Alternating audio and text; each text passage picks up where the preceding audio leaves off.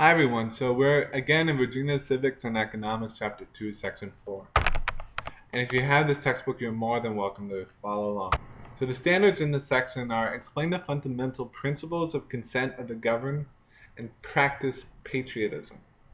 And this section is all about that last social institution that we haven't talked about called government. So the vocabulary for this chapter is monarchy, dictatorship, democracy, representative form of government, rule of law, patriotism, and political socialization.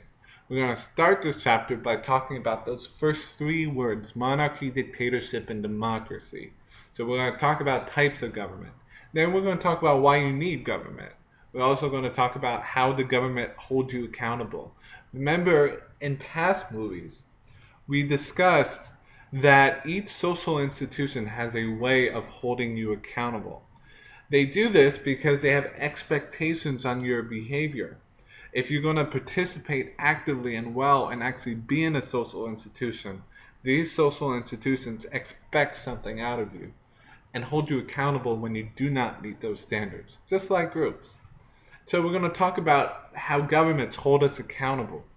And finally, we're going to talk about how you learn to participate in government. So the first type of government is called monarchy. A monarchy is a form of government in which all or most of the power is in hands of one individual, a monarch. Power in this case is inherited from one's parents. And this is really important because this will make different the differences between monarchy and other forms of government that we will learn, like dictatorship. In this case, monarchy, the power is inherited. You inherit it from your parents. So if your parents were king and queen and they died, then you become king or queen because you're related to your parents. Now monarchy is now rare. There are still figurehead monarchies like Britain. And in this case, the monarch is more akin to like Michelle Obama. She can't determine, how much money your parents take home after they're done working. She can't affect taxes, but she can affect and positively influence, for example, programs like that fight obesity. Here's some pictures of Great Britain's monarchy. So there's another type of government called dictatorship, and the difference from monarchy is that this person takes power by force. They're usually military leaders, and they rely on the military and other forms of force to control and maintain order in a society. One example you'll learn about in freshman year of high school is, it's sophomore year of high school, is Hitler. There's a picture of him, and there's him with his army. He was a military leader. A third type of government is called democracy. Democracy is a system in which the power is shared by all the people, government by the people. In this case, the people, or you, rule in this government. And part of the way we'll talk about how you rule is voting. So people have power in a democracy because a democracy is a representative form of government. What this means is that in a representative system of government, the people, or you, elect public office holders to make laws and conduct government on your behalf. So think of it in this way.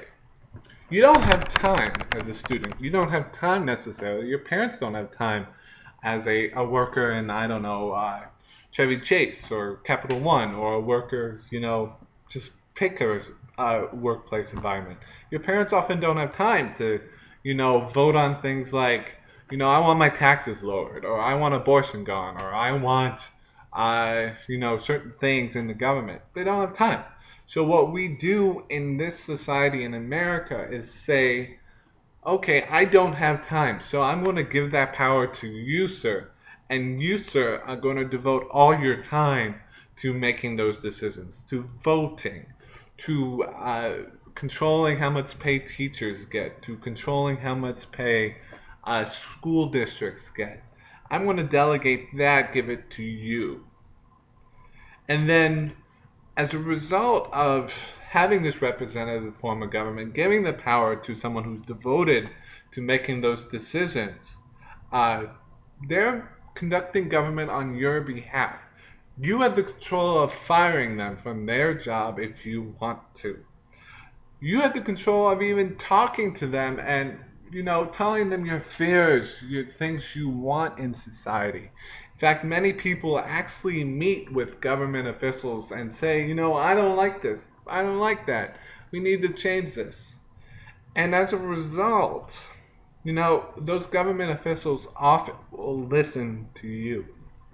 And if there's enough of an effort, enough of a want to change something, they'll get involved in trying to change it. So now we're going to go for the need for government. I want you to stop this video and take a moment and read what's on the screen there. Imagine that no government exists. Now write down what problems that could cause. Feel free to talk to your parents about that. What would we not have when we do not have a government? Answer this on your paper before moving on. So you may have noticed from your answers to the question before that not having a government leaves a lot of holes, leaves a lot of things that need to be met, leaves a lot of needs. And so you might find some of these needs in that list that you created answering the last question. So the need for government, it protects the rights of citizens and provides order to a society so that people can live securely. It protects us from outside attacks by other countries. You may have heard of Afghanistan, Iraq, ISIS. That's all examples of protecting us from outside attacks. It provides us with public services such as roads, sewers, and schools. So think about it this way. Walmart is not responsible for maintaining the road that's right next to your house. Neither is IKEA. Private businesses don't do this, but government does. It also protects other institutions like freedom of religion, schools, and gives you aid in natural disasters. It can be anything in natural disasters from surviving a hurricane to surviving a tsunami to an earthquake, and they'll give you toothbrushes and toothpaste and basic necessities and a little money to get you back on your feet. So now we're going to talk about the laws that government uses to make us accountable. And so being part of the government means, and being part of American society means that there is an expectation on you to try to be orderly, to try to not hurt anybody else, to try to not infringe on the natural rights that someone has. So this is an expectation of society, and government enforces laws to try to ensure this expectation. So by following laws, we ensure in our society that our rights, freedoms, and values are protected from anyone else. So we ensure that, Billy can't steal your iPad, or John can't steal your car, or Dave can't creepily go into your apartment when you don't want him to. You can say governments create these expectations on behavior through rules. So there are laws that we have to follow. There are laws that we have to follow in order to keep our neighbors safe, in order to, keep the person down the street safe, in order to keep order and peace. These rules are for our protection and safety. Government, through police and court systems, are responsible for ensuring these expectations are met by you. If you break these, you can pay a fine or even get sent to jail. And what this is called, the term that you have to give it to it in the SOLs, is the rule of law. The government and those who govern are bound by the law, as are those who are governed. So the president is bound by the law, your governor is bound by the law, and even your parents are. Even the person at the local store is.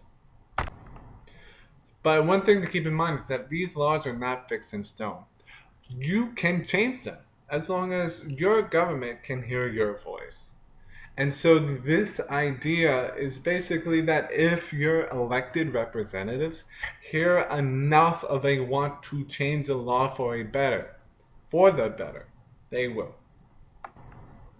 So before you move on, take a moment to consider the following question. Do you think that the current laws are fair? Why or why not? Do you think that the current laws are always enforced fairly? Why or why not? What factors do you think make laws enforced fairly or not? Talk to your parents about this, talk to anybody else about this, or write the answer down on your paper. So finally, we're going to talk about political socialization, and this is how you learn how to be part both of society and be active and working well with government. And so this is taught to us through our teachers, for example, our parents. Faith teaches us this, and social media. For example, your friend posts a Facebook rant about, how he hates Fox News, or posts it on Twitter, and he gets a lot of Twitter responses of, arguing against him in very angry ways. Your friend might not want to take this, and you might see it and be like, I'm not going there. And so you can learn from your friend about how to do this better. You can learn from his mistakes. So one aspect of political socialization that you have to know for the SOL is its patriotism. This means demonstration of love and devotion to one's country. Patriotism is, in fact, a personal trait of a good citizen. This can be demonstrated, by saying the pledge or by putting a flag outside of your house. So before you conclude this, answer the following question. Do you think patriotism means that we cannot protest the war that we are currently in? Do you think patriotism always involves or requires saying the pledge? Are people who do not say the pledge patriotic? Why or why not? Come up with your own definition of patriotism. And the goal of this question is to get you guys to think of, do certain actions make us not patriotic? Or is patriotic more something of the heart and more something simpler? Try to come up and create your own definition.